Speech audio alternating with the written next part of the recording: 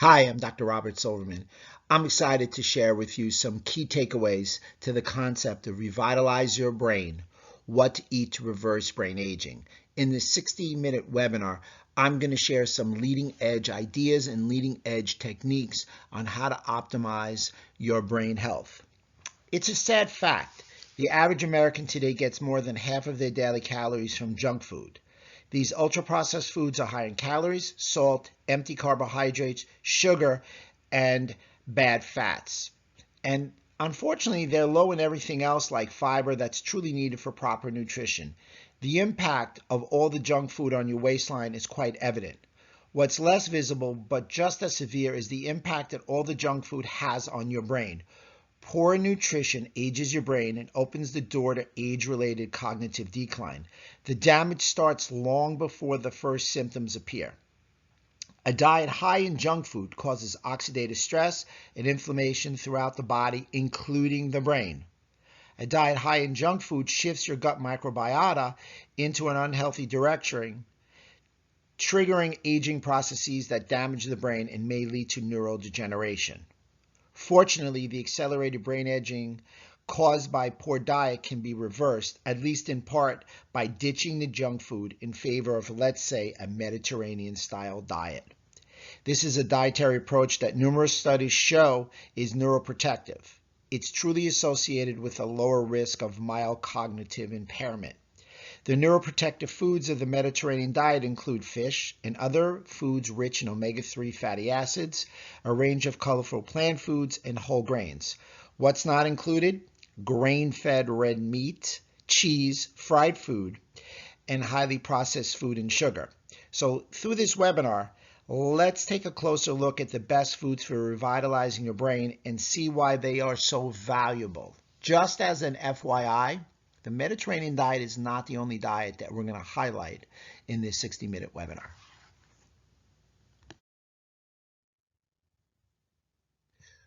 I always like to start every webinar off with a quote. I think this is quite apropos. What you do to your body, you do to your brain. What you do to your brain, you do to your body.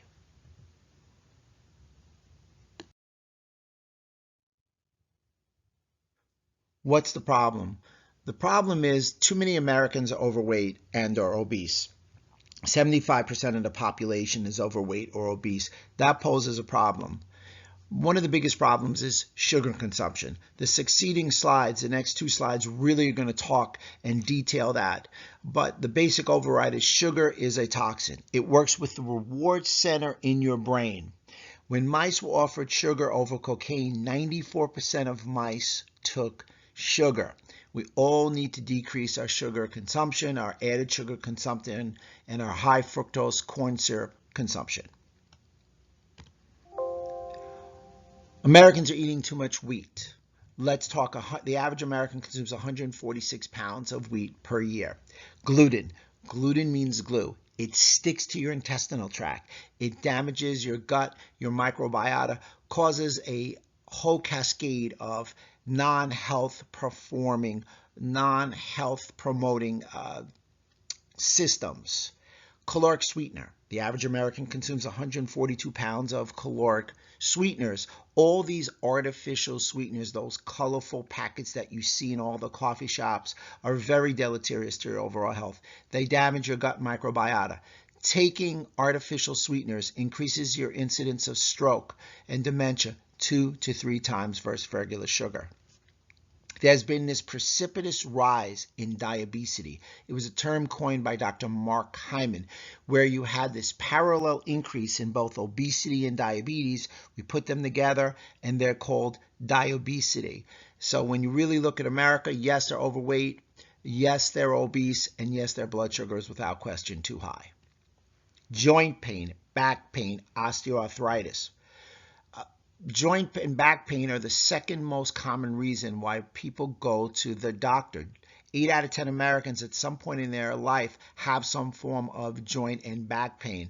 And osteoarthritis, the one caveat that I like to share with everybody with osteoarthritis is, without question, it is a condition of inflammation. NSAIDs and medication. Non-steroid anti-inflammatories, Aleve, ibuprofen, Tylenol is pain and fever, Aleve, ibuprofen, all these non-steroid anti-inflammatories decrease pain but impair healing. Nutraceuticals decrease pain and promote healing. Which do you want? Medications. We're in 4.4% of the world's population. We use anywhere from 52 to 80% of the world's medication, depending on what study you look at. We live in a toxic world. Toxins pose an issue. Obviously, with COVID-19 going on right now, tremendous amount of stress. And last but not least, of course, exactly what we're talking about, brain and revitalizing the brain, increase in neurodegenerative disease. Data indicates that by 2050, about half of Americans will have some form of symptomology of neurodegenerative disease. Let's get into the sugar to depression connection. 16.2 million Americans have one depressive episode in a year by the National Institute of Mental Health. The average American takes 18 teaspoons of added sugar daily, accounting for 14% of the total calories ingested. Additionally, 75% of packaged foods include added sugar, like soda, sugary beverages, without question, are the leading sources. Continuing with the sugar depression connection, in a 3-year Women Health Initiative study where there was almost 70,000 participants, they also had 264,000 NIH AARP diet and health study. What they found was body inflammation triggered depression. Body inflammation also triggered fatigue and sleep disruption, and an inflamed brain, without question, is a depressed brain. The microbiome had a disruption. We had gut dysbiosis. Very interesting about gut dysbiosis. It's an unleveling of good and bad bacteria. But now we're starting to expand the definition to an unleveling of all the different components of the bacteria, fungi, virus, and bacteria. Insulin resistance. That's an impaired response of the body to insulin, resulting in elevated levels of glucose in the blood. It's a key component of type 2 diabetes and metabolic syndrome. Obesity has been linked to the development of insulin resistance and osteoarthritis, just as a little caveat. Some other effects, oxidative stress. Clearly, I always like to refer and explain oxidative stress as simply as rusting on the inside. Ages, advanced glycated end products, are proteins or lipids that became glycated as a result of exposure to sugars. They are biomarkers that are typically implicated in Alzheimer's disease. And dopamine dysregulation is a dysfunction of the reward system in the body. The CDC reported that 37% of adults in the U.S. ate fast food on any given day between 2013 and 2016. These are one of the pictures that, if you will, says it all. The longer the shelf life, the shorter yours. So clearly we want to stay away from canned foods. We clearly want to stay away from things that stay on the shelf for a long period of time because they have preservatives, they have toxins. All are very detrimental to overall health. So we want to eat, obviously, and suggest for brain health, more fresh, natural, organic foods, if you will. Half of the U.S. population will be obese by 2030. Obesity rates are higher than 50% in 29 states. They're not below 35% in any state in our union, and 1 in 4 adults have severe obesity.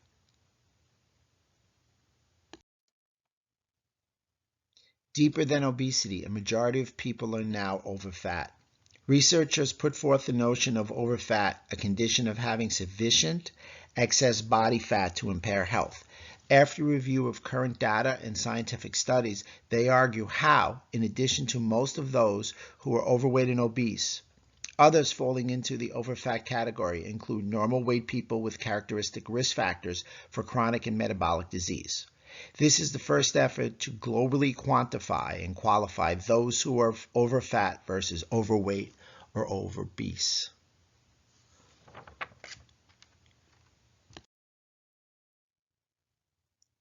Farmageddon. We live in Farmageddon. Farmageddon actually was founded in 1985. It really took off in 1997 when the FDA eased up a rule on obligating companies to offer a detailed list of side effects in what we call infomercials. 70% of Americans take one prescription drug. America, as I said earlier, is 4.4% of the world's population, yet we take up to 52% of the world's drugs and 80% of the world's pain medication. Without question, our patients, our friends, our family are living in Farmageddon. The pill nation, or if you will, the United States, the rise of drug use, of prescription drug use. The total number of prescriptions filled by all Americans, including adults and children, has increased by 85% over 2 decades, while the total population has only increased by 21%. Enough said, as they say. The influence of non-steroid anti-inflammatories on the gut microbiome. The conclusion from this 2016 article was very simple. Bacteria in the GI tract reflect combinations of medications that people ingest. Bacterial composition of the gut varied with the types of NSAID ingested. Ibuprofen, Celebrex, similar effects. Naproxen, not as damaging, surprisingly, to the gut flora.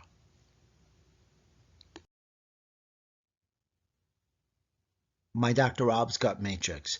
I always use this slide in all my talks. It really, for me, becomes quite evocative and exemplary of what's going on in the gut and how the gut has a tie into all these different other organ systems. So when we look at the gut, 80% of our immune cells are in our gut. It's where our macro and micronutrients are absorbed. Food sensitivities can damage your gut permeability. Leaky gut syndrome is a byproduct of having food sensitivities, a bad diet, taking too much medications. Leaky gut means that our gut is too permeable. Our gut should be semi-permeable, but it shouldn't be too permeable. And unleveling of good and bad bacteria refers to, as I said earlier, dysbiosis.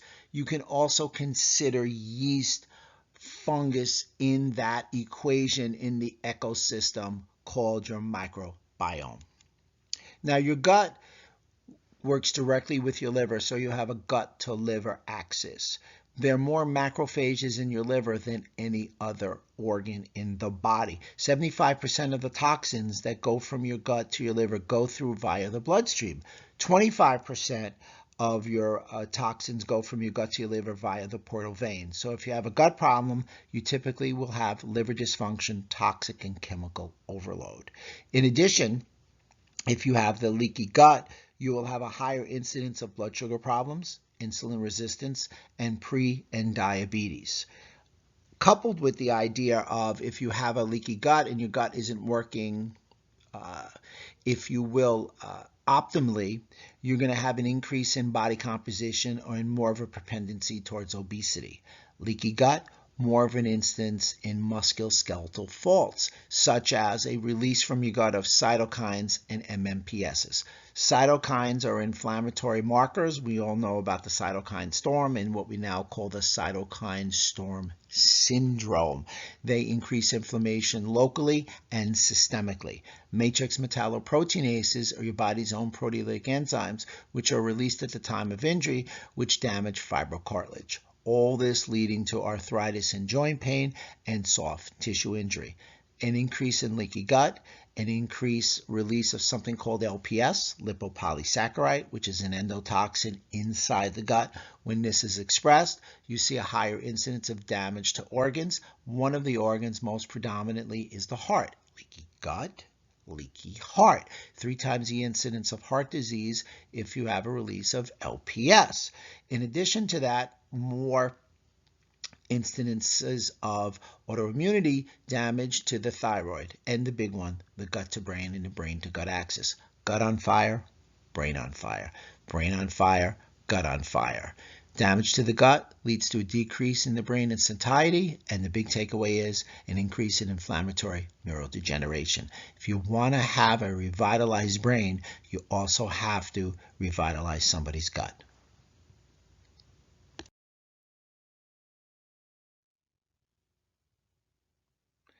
Here on the left side of the picture, we have the healthy GI tract. On the right side, we have the leaky gut. The healthy digestive tract, the mucosal membrane allows for nutrients to pass the barrier while blocking the entry of toxins. You see a perfectly pristine gut. Whereas on the right side, you see damage to the little shaggy carpets, which are called villi, they're little finger projections, and damage to the gut lining. The barrier here in leaky gut is irritated. The mucosal membrane is dysfunctional. This blocks nutrient absorption at the damaged villi while permitting toxins to enter the bloodstream. Here's a beautifully drawn picture looking at different toxins and microorganisms like gluten that can damage the gut. The left side has a perfectly intact tight junction. The right side has leaky and inflamed gut materials, allowing these toxins to pass, burrow their way through the mucosal membrane cells, get into the bloodstream where the body will have an IgG, IgA, and B and T cell release, all leading you down a path of systemic inflammation, food intolerances, nutrient malabsorption, blood-brain barrier breach, leading to brain autoimmunity, or if you will, neurodegeneration.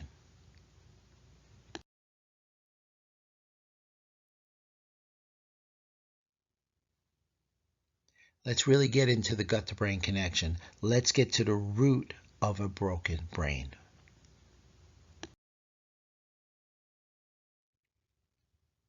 This picture does a wonderful job of depicting damage to the gut leading to damage to the brain.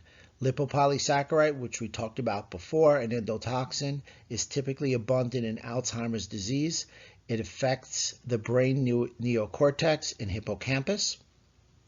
Lipopolysaccharide activates toll-like receptor 2 and toll-like receptor 4. This leads to cytokine production, inflammation, and innate immune defense responses that produces central nervous system's pathology. The microbiome-derived neurotoxins play a strong role in shaping the human immune system and contributing to neurodegeneration.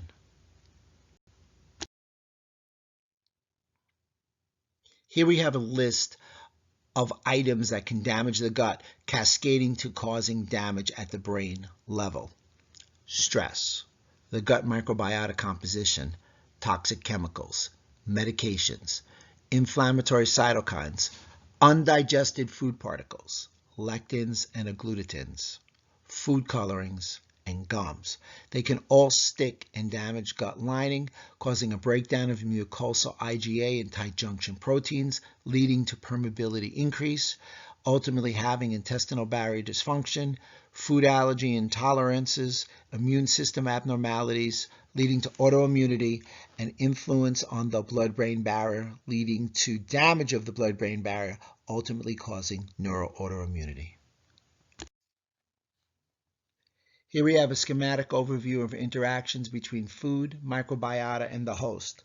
Most of the refined diet bypasses the microbiota, providing a high nutrient bioavailability for the host. In contrast, unrefined plant-based food structures provide a lower nutrient bioavailability for the host, using the difference to develop and maintain a healthy microbiota.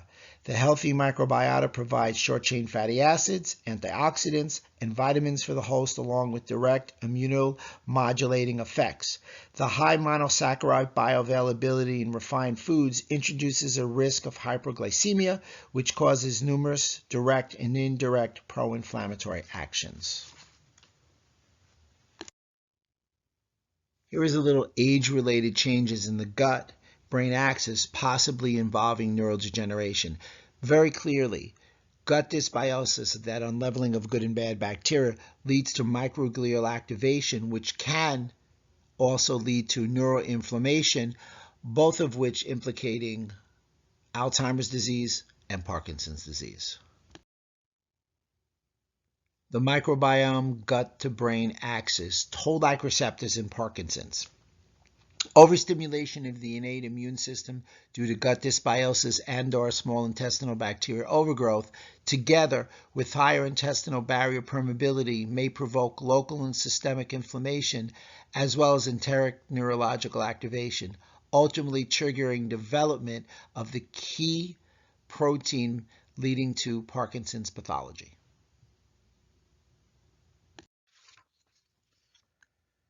Proper immune system response plays a critical role in protecting and maximizing brain function.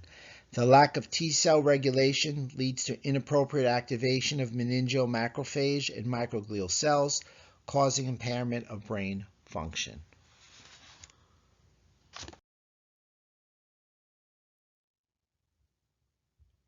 Belly fat is clearly linked to cognitive decline. Higher waist to hip ratio, which is a measurement of obesity, showed reduction in cognitive performance.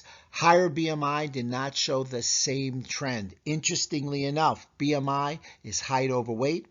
Higher BMI protected cognitive pathways. BMI is not a reliable measure of body fat.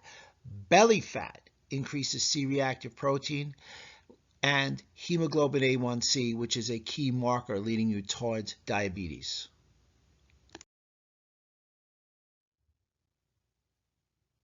Visceral fat delivers signal to the brain that actually hurts cognition. Visceral adipose gives our brain immune cells exposure to interleukin-1 beta that stimulates inflammation and can damage cognition.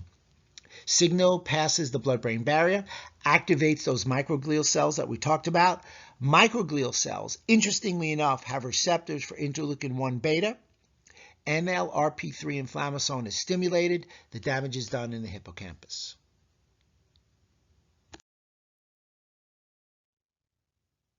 The real question is damage to the brain a preventable lifestyle disease? Let's look at some of the numbers. Underlying chronic illness, 42% of Americans are obese. 75% are overweight. 6 out of 10 have one chronic illness. 4 out of 10 have more than one chronic illness. Obesity increases the risk of death 3 times. Everything we just discussed all leads to the infamous inflammation.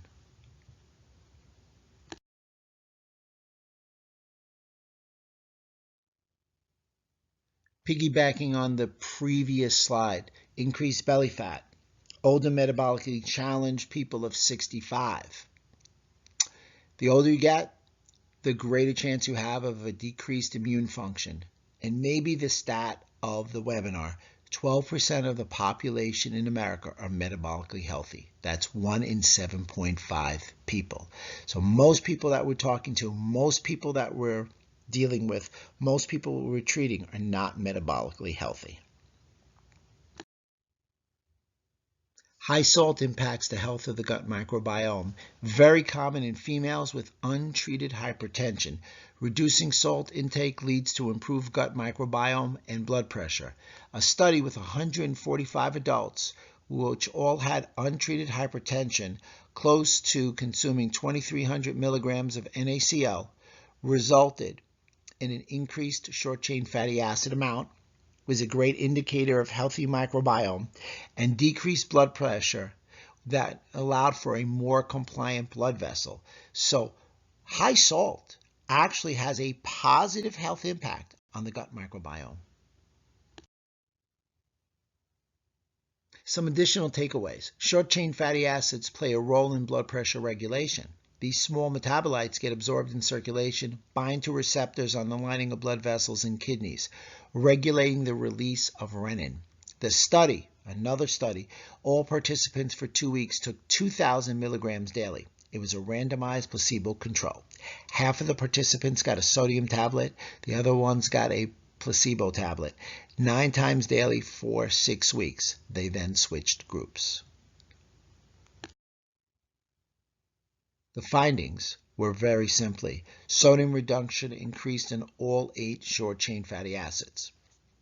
Increase in short-chain fatty acid levels were associated with decreased blood pressure, increased blood vessel flexibility, increased salt intake, which affected males and females equally. Decreasing salt positivity affected women. Systolic blood pressure was 5 points lower in women and 3 points lower in men.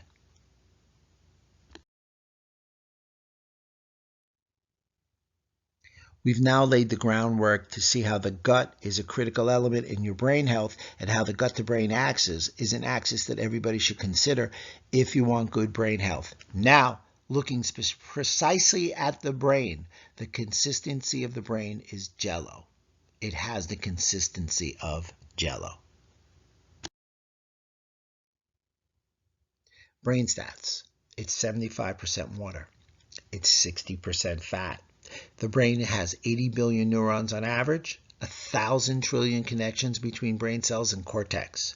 It takes up to 20% of your blood and oxygen in your body. It uses about 25% of your overall metabolic intake of calories. It's only 6% typically of your body weight. It has 60% white matter, and your brain feels no pain. There's a brain-immune connection. Recent findings have shown the immune system is highly active in healthy brain and essential to brain functioning. The blood-brain barrier. As you break it down, astrocytes reinforce the barrier. The meninges are what is around or allow for the membrane to be around the brain.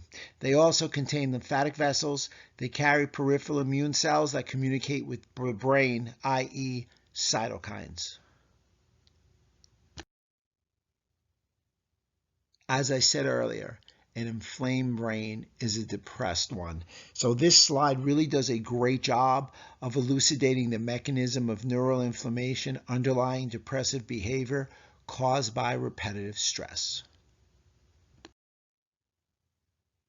This was an excellent article that was on the cover of Time magazine online.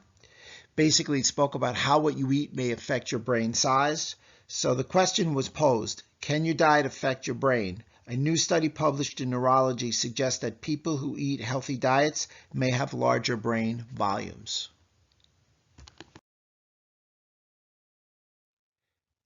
Let's look at some of the best foods for brain health.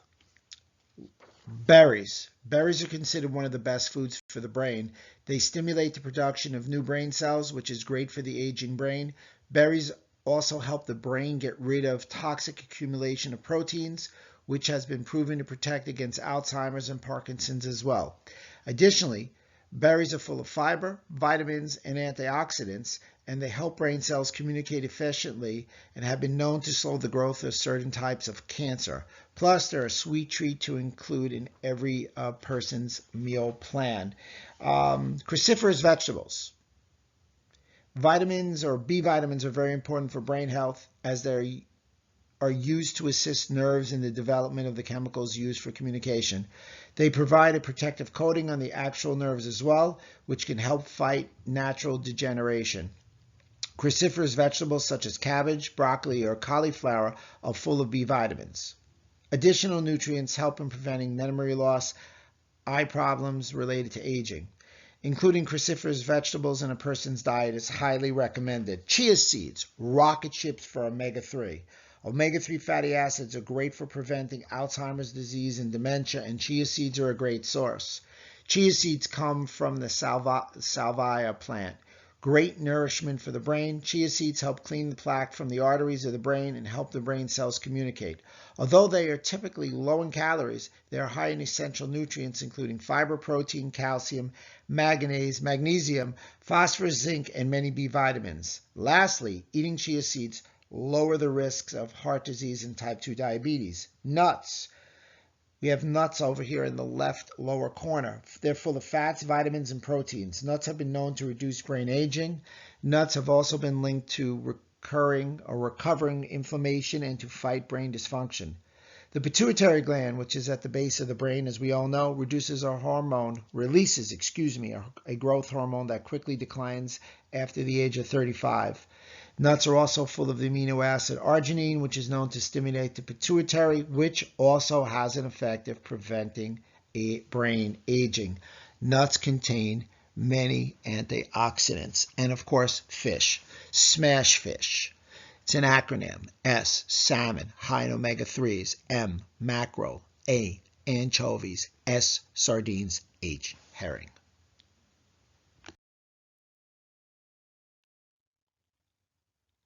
Let's look at some more foods that are great for brain health. Olive oil, omega-9, great for decreasing inflammation in the body.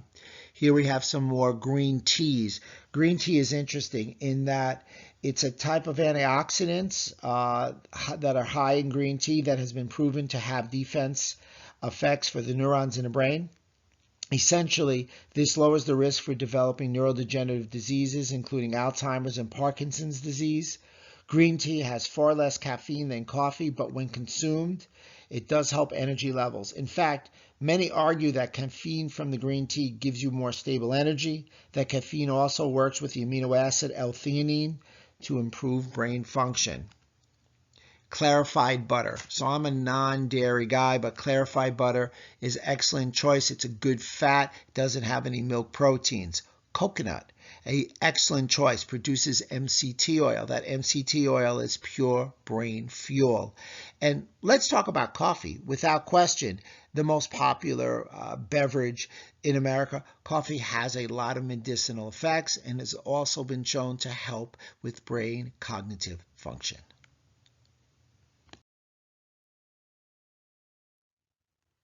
Continuing with the best foods for brain health, we have turmeric, great herb that decreases inflammation in the body.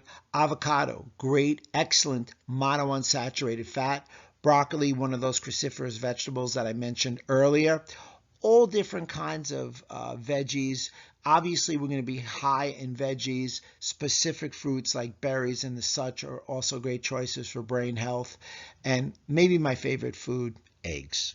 So hopefully we delineated enough foods and give your patients the variety that's needed to choose from to make healthy meals throughout the days and weeks. Let's look at some of the foods to avoid. Number one, my acronym GPS, no gluten, no processed food, no sugar. DNA, take care of your DNA, no dairy, no nicotine, no artificial sweeteners. Let's avoid trans fats, no fats from French fries and donuts. Soda, pure sugar water, if you will. Grains, let's avoid grains. Omega-6s can be inflammatory. They can do an unleveling between omega-6 and omega-3. Ancient grains are more than acceptable. No fruit juices. There's no nutritional value in fruit juice. It's just pure fructose and sucrose. Cured meats. The problem with cured meats is that they're not natural. They're not going to lead to a healthy microenvironment in the brain. And let's avoid grain-fed meats, commercial muffins, soy sauce, fishes that are high in mercury, partially hydrogenated oils, vegetable oils. They're not vegetable oils. They just wanted to say vegetable versus other types of oils. Really poor choice. And let's always avoid fast food. Let's look at the more popular oils that are consumed in America. Clearly, number one is soybean oil, not a healthy oil. Corn also is another oil that's used very popularly. Canola oil. Most people think canola oil is healthy. It is not. If you look, you've got sunflower, which isn't that bad. Lard, which I'm not a fan of. Some people say it's healthy. And you look at the little green virtual speck, olive oil. So the problem is most people are using and cooking with oils that are not healthy for themselves and certainly not healthy for the brain. America's most widely consumed cooking oils causes genetic changes in the brain. Soybean oil not only leads to obesity, diabetes, and insulin resistance, it can also have negative neurological effects, like leading to an increased incidence of autism, Alzheimer's disease, anxiety, and depression.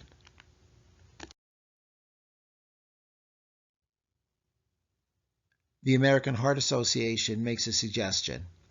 Stick to a range of healthy foods, then choosing a greater range of those healthy foods.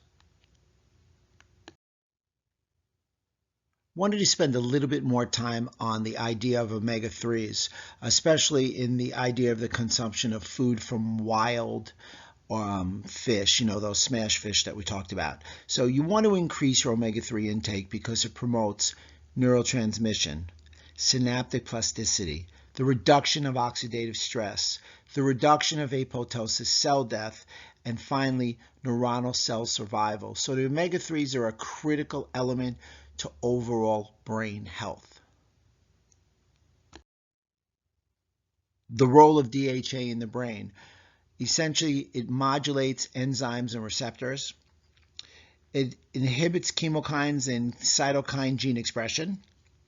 It also inhibits cell death. It's a great modulator of neuroinflammation. It allows for modulation of LTP in memory formation. It helps with the modulation of nociception. And lastly, the modulation of gene expression. It is a critical element, omega-3 fatty acids, EPA and DHA. And when we talk about cognitive effect in the brain, DHA comes to the forefront.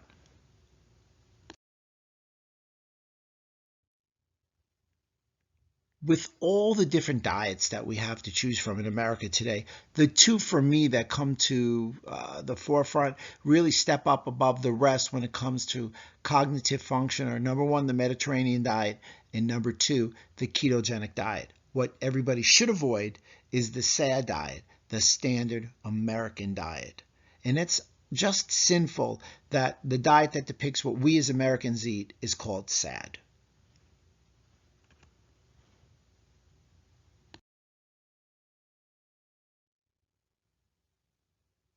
Let's take a look at the ketogenic diet for mood disorders. This study in July 31st of 2018 spoke about the profound effects in multiple targets implicated in pathophysiology of mood disorders. It spoke to the idea of glutamate and GABA transmission, monoamine levels, mitochondrial function, oxidative stress, insulin dysfunction, and inflammation.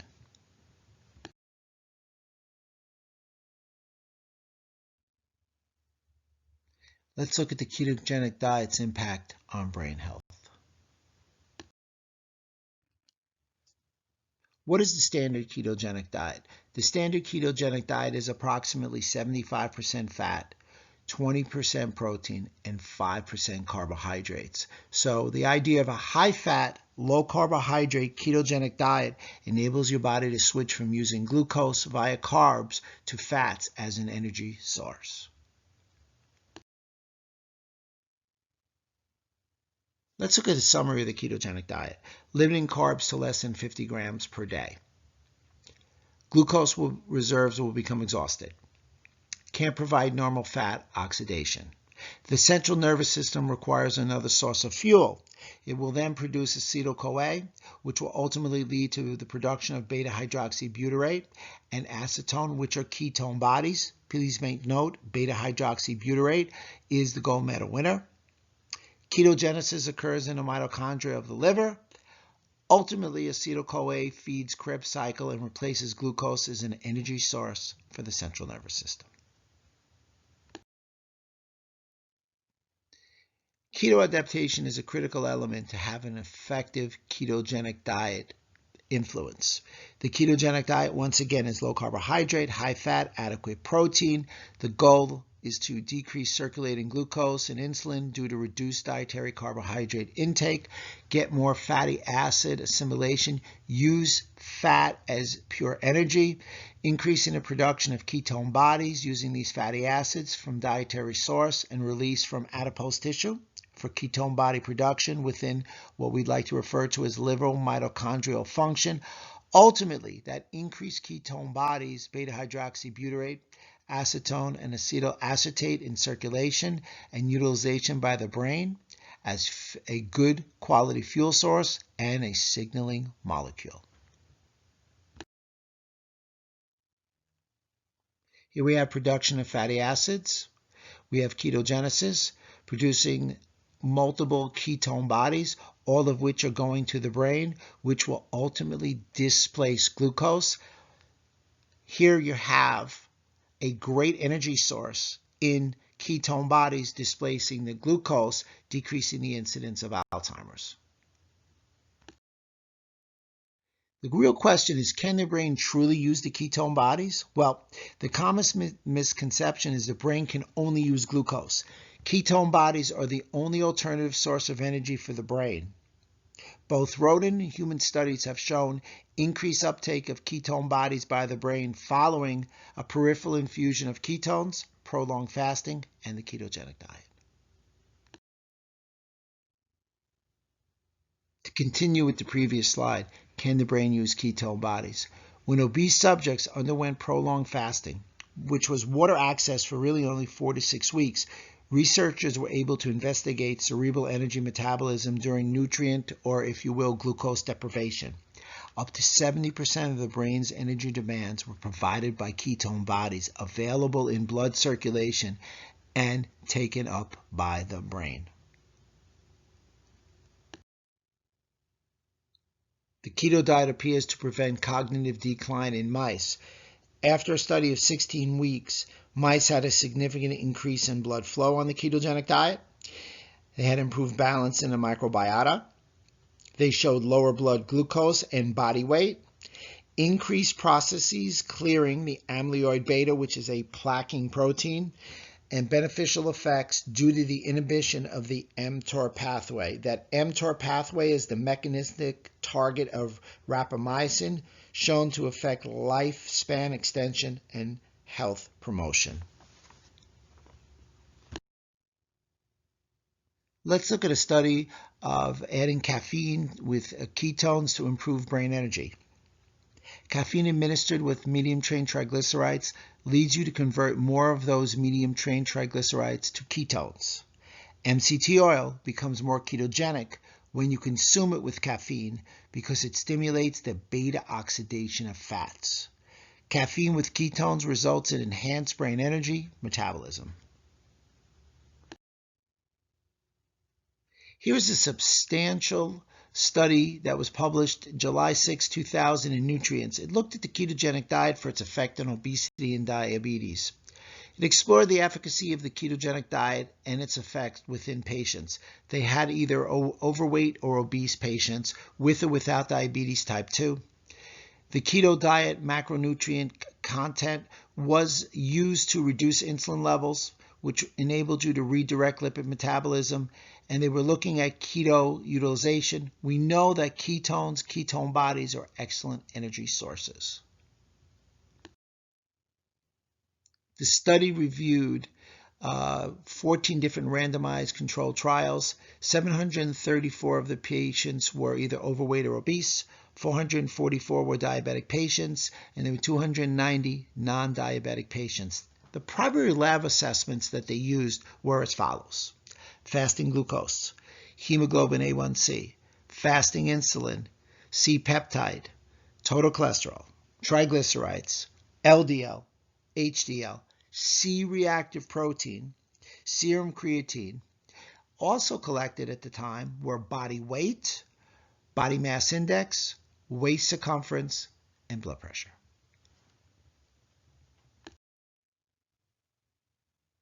The results were very interesting in that the effects of the ketogenic diet on glycemic control over a 3 to 12 month period showed positive results, which were more significant in patients with diabetes than those who followed a low-fat diet. This was demonstrated by objective outcomes, which were significant decrease in blood markers, hemoglobin A1C, HOMA, and all for diabetic patients. So the takeaway was that the ketogenic diet was a positive diet. It decreased diabetes. And as you see, I'm making a case as the ketogenic diet as one of the choices to combat and revitalizing brain health. Here, looking at the ketogenic diet over a 4 to 12 month period, demonstrated significant weight reductions in both diabetic and non-diabetic patients. Lipid profiles improved in diabetic patients. They showed an increased HDL, a decreased triglyceride levels. It was an effective strategy for weight loss. The transition into it was very tough. All my patients who have done transitions said it's not the easiest thing, but once they get going, it moves. It's like inertia. Exogenous ketones were a valuable adjunct. Intermittent fasting is very synergistic, and we're going to discuss that in more detail.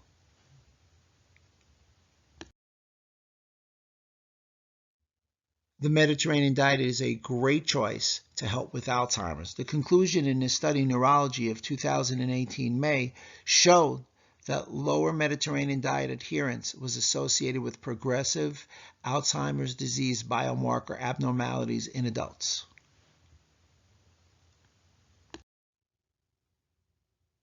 Now let's compare and contrast the Mediterranean diet and how it alters the gut microbiome, reducing frailty and improving health status. The finding in this study in Gut, February 17, 2020, were as follows. the Mediterranean diet led to a specific microbiome alterations. Those alterations positively were associated with several markers of lower frailty and increased cognitive function. Negatively associated with inflammatory markers, C-reactive protein and interleukin-17. Additionally, the Mediterranean diet showed an increase of short-chain fatty acid production, or as we all know, that's great for the gut microbiome. And lastly, associations independent of host factors such as age and BMI. So the Mediterranean diet has a tremendous positive improvement in the health status of the gut microbiome. Activities for brain health. The variety of activities and not duration leads to increased cognitive abilities. One of the biggest things that you'll see is the idea for brain health is to keep moving. Research shows that a brain-healthy diet contributes actively to supporting brain health in the face of age-related cognitive decline. Research also shows that daily physical activity can reduce your risk as well. Exercise stimulates your brain and helps it maintain old connections among the neurons and making new ones. This helps guard against cognitive decline and even slows memory loss for those showing signs of mental deterioration. The benefits come from getting at least 150 minutes of moderate intense exercise each week. That's less than 30 minutes a day to protect your brain against the devastation of neurodegenerative disease. Aim for the right combination of cardio and strength training. One little idea: eat right, exercise right, supplement right, and keep your brain right.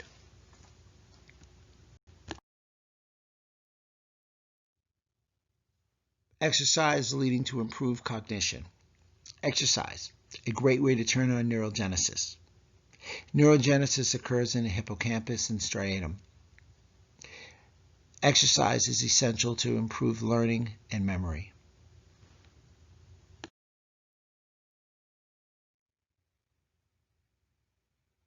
Leg exercises for brain and nervous system health. Just like this gentleman doing dumbbell walking lunges both forward and backwards, using the legs in weight-bearing exercises showed that signals would be sent to the brain that are vital for production of healthy neural cells. Groundbreaking studies showed why patients with neuronal diseases often rapidly decline when their movement became limited. The key to life, the key to brain health, is to move. Exercise improves our microbiome. The evidence actually suggests that exercise can modify the types of bacteria in our guts. It helps with the biodiversity in our microbiome. Exercise promotes growth of bacteria that produces butyrate, a critical short-chain fatty acid. The microbiome changes can not only be seen following modest exercise regimens, which is typically 3 hours of a brisk walk or a swim. Voluntary wheel running attenuates, forced treadmill running exacerbates intestinal inflammation and clinical outcome with those patients that had colitis. Athletes have very different microbiota profiles compared to sedentary people of the similar age and sex, in that they have a more diverse microflora and they have a higher abundance of bacteria that promotes lean body mass and decreases inflammation.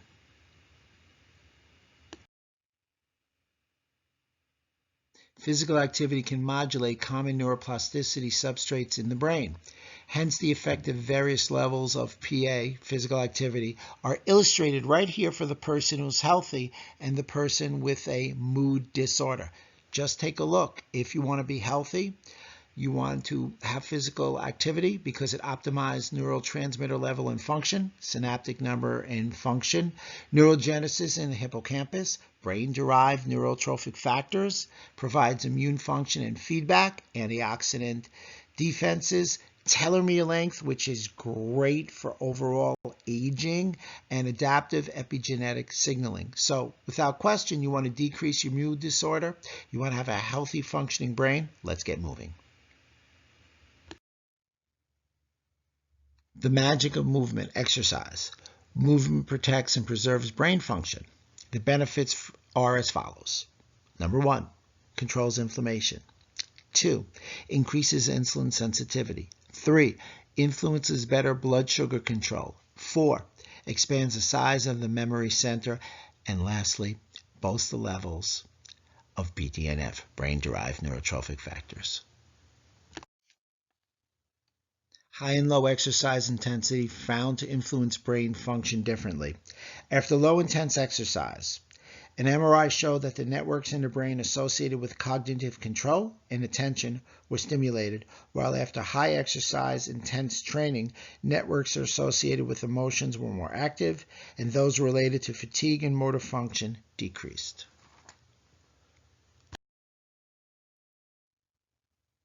We're going to discuss the concept of intermittent fasting on the ketogenic diet. Fasting processes will activate autophagy in your cells. We've also seen in the literature that it'll increase ketones much quicker than just a standard ketogenic diet. Let's look at the different types of fasting. The most commonly used term is intermittent fasting. But intermittent fasting technically means 1 to 3 days of fasting, usually non-consecutive per week. It's used very commonly, but it's sort of used wrong in the vernacular. It's truly what we're talking about with timing, such as like 14 and 10.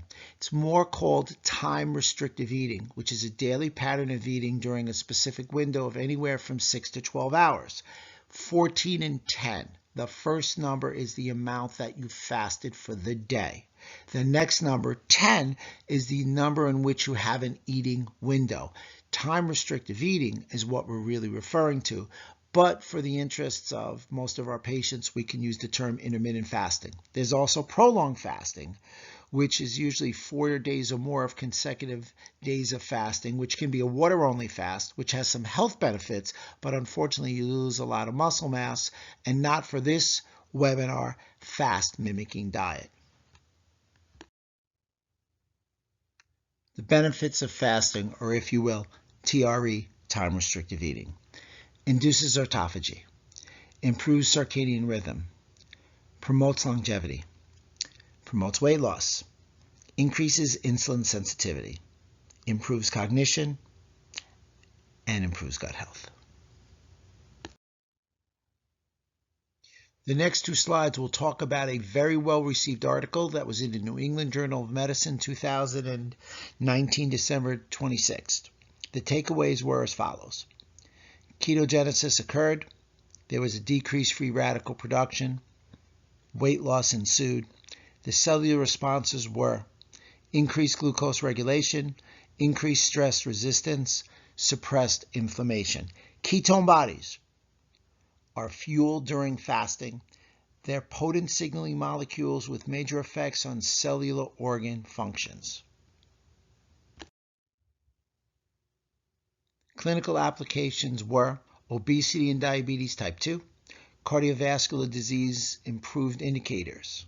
They were blood pressure, resting heart rate, levels of HDL, LDL, cholesterol, triglycerides, glucose, insulin resistance.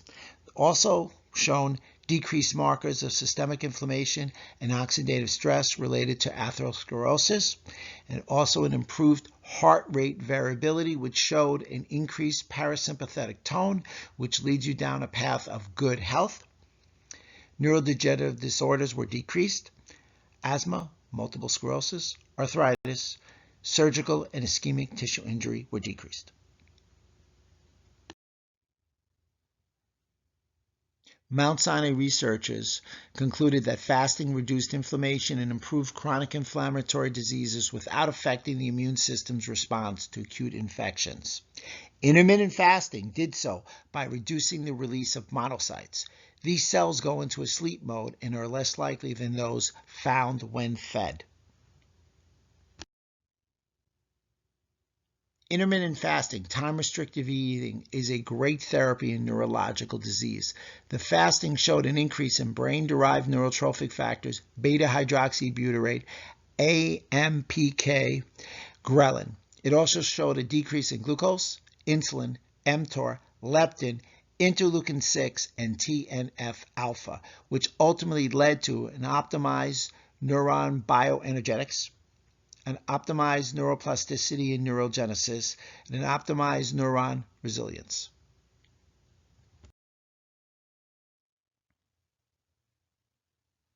Some of the benefits of fasting on a ketogenic diet: gets you into a state of ketosis faster, enables you to drop weight faster, increases mental clarity, improves your health via enhancing muscle growth, reduction of inflammation, and improving insulin sensitivity.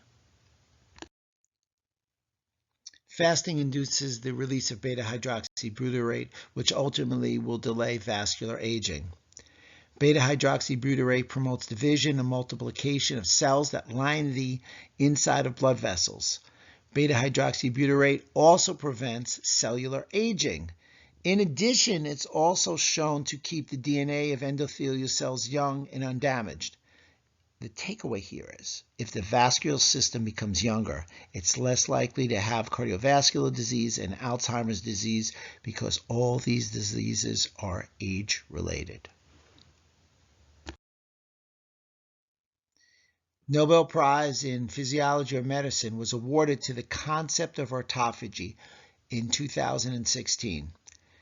Autophagy actually means cells devour themselves. Caloric restriction slows the effect of aging. Interesting thing about intermittent fasting leading to hopeful autophagy. Intermittent fasting has shown that you're probably going to eat less calories also because you eat in a smaller window. Having said that, aging causes functional decline in tissues through the body.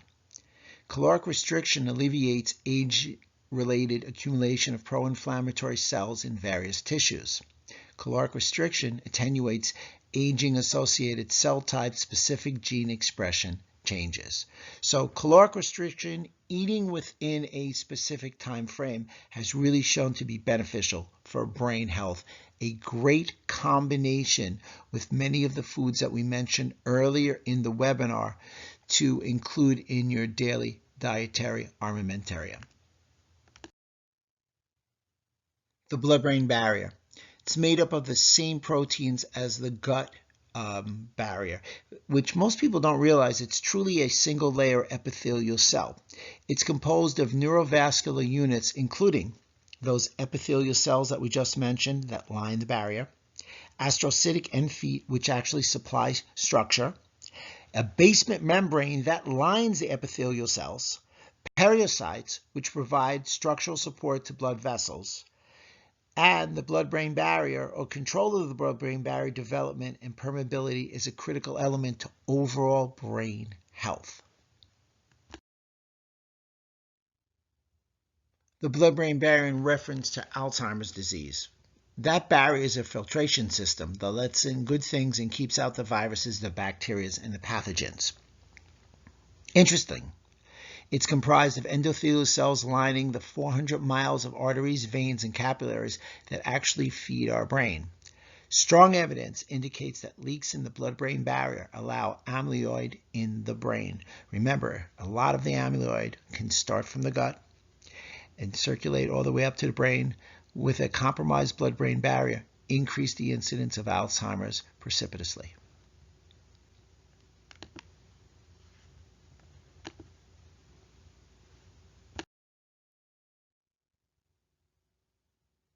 Blood-brain barrier damage occurs with even mild head trauma. You don't need a concussion.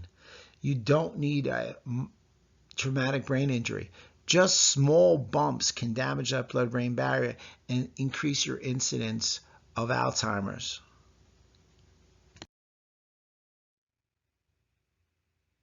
Mechanism of food-protein antibody cross-reactivity leading to neuroautoimmunity. Aquaporine, as depicted in this slide, is a water channel protein found in both plants and humans. Like the name implies, it regulates the intake and outflow of water.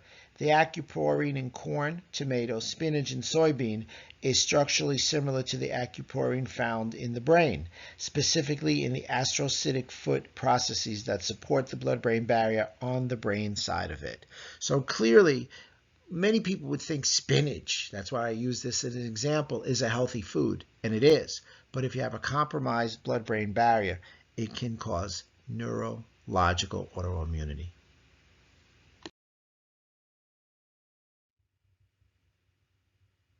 Here's an Alzheimer's protocol. The first thing I recommend with many of my patients is to check for the APOE4 gene.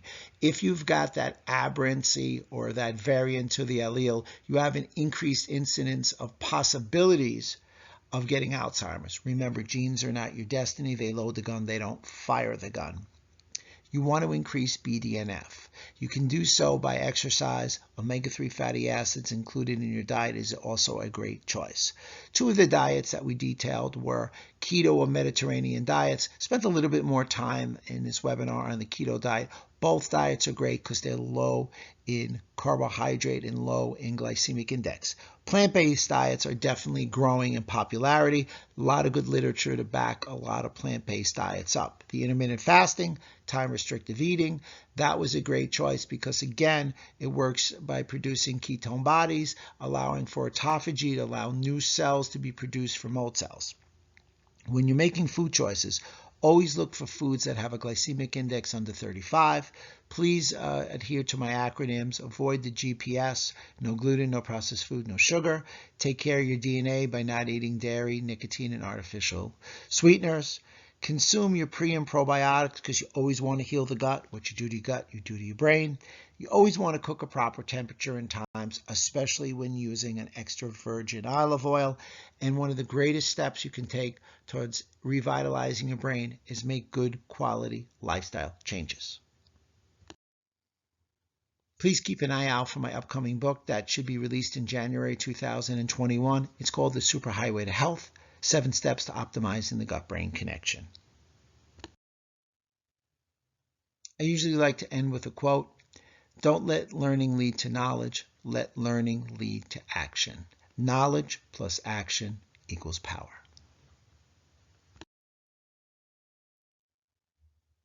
If you have any questions, feel free to reach out to me. Here's all my social media handles. Please follow me and like me on Facebook. It's been my pleasure. Dr. Rob Silverman, always yours in health.